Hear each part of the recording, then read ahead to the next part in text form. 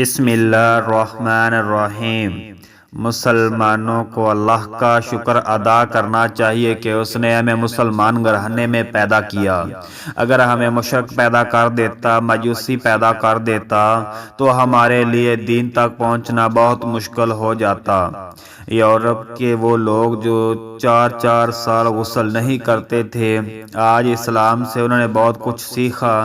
वो तरक्की करके कहाँ पहुंच गए। कोई भी गोरा जब मुसलमान होता है तो उसकी आंखों में आंसू आते हैं, ज़बान पर कलमा होता है। उसके ये आंसू बता रहे होते हैं कि इस्लाम एक मुकम्मल दीन है। मगर आज का मुसलमान ना नमाज पढ़े, ना दीन पर अमल करे और अपने ही भाई का नाजायज़ हक खाए और कहे कि मैं मुसलमान हूँ।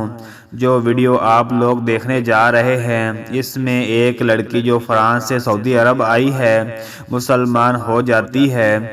अजान सुनकर उसकी आंखों में आंसू जारी हो जाते हैं, एक एक लफ्ज़ उसकी दिल की गहराइयों में उतर जाता है।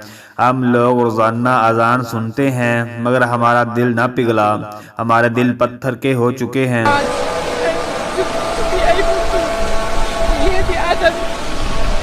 It's just amazing. Why are you crying?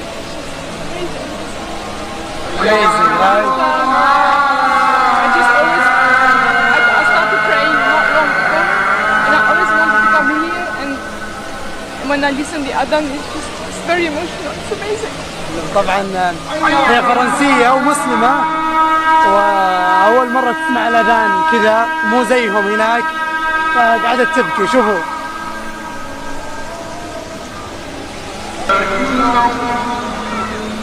الله